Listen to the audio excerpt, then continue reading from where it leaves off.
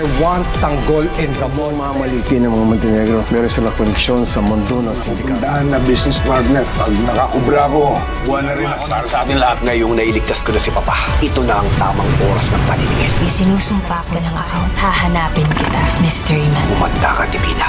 Sisi mga utang mo sa amin. Tingnan nyo nga yun. Mukhang may sumusunod sa akin. Tanggol!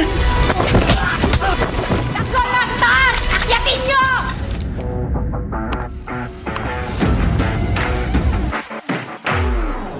Galit na galit si Miguelito.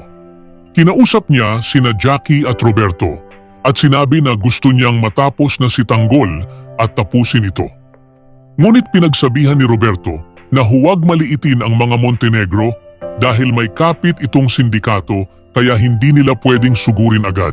Kinausap ni Ramon sina Tanggol at ipinaalam na may pupuntahan siya.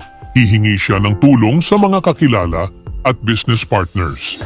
Sinabi rin niya na kapag nakausap na ang mga ito, hihingi siya ng mga armas para kay Tanggol. Dahil nailigtas na niya si Ramon, oras na para bumawi sa mga nangloko sa kanya. Unahin niyang puntahan si Divina para singilin ito sa pagiging traidor. Galit na galit si Ponggay. Para sa kanya, kahit ano ang gawin ng Mystery Man, hahanapin niya ito at sisiguraduhin na pagbabayarin dahil sa mga masamang ginawa nito. Galit na galit din si Tanggol. Ipinangako niyang pagbabayarin si Divina sa lahat ng pangluloko at pagtatraidor nito sa kanila. Napansin ni Divina na may tao sa labas ng pinto at inutusan agad ang mga tauhan niyang tingnan. Bigla namang lumabas si Tanggol at pinagbuhol ang mga tauhan ni Divina. Isa-isa niyang pinabagsak at ipinakita ang kanyang lakas at galing sa pakikipaglaban. Agad bumaba si Divina at nagsumbong sa iba na nasa taas si Tanggol. Inutusan nila na pinaroon at sugurin siya habang asa taas pa si Tanggol para mapagtulungan at mahuli na.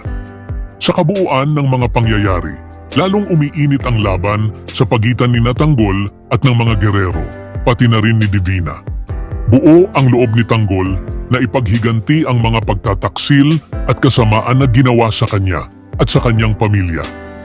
Habang si Ramon ay naghahanda ng mga kakampi at armas para sa kanilang laban, si Tanggol naman ay agresibong humaharap sa mga kaaway ng mag-isa. Samantala, pursigido rin si Ponggay sa paghahanap ng hustisya para sa mga inosenteng biktima. Sa kabilang panig, patuloy ang mga plano ng mga gerero upang tuluyang pabagsakin si Tanggol. Ngunit hindi nila inaasahang mas lalo itong nagiging matapang at mapanganib. Sa sunod-sunod na sagupaan, malinaw na wala ng atrasan.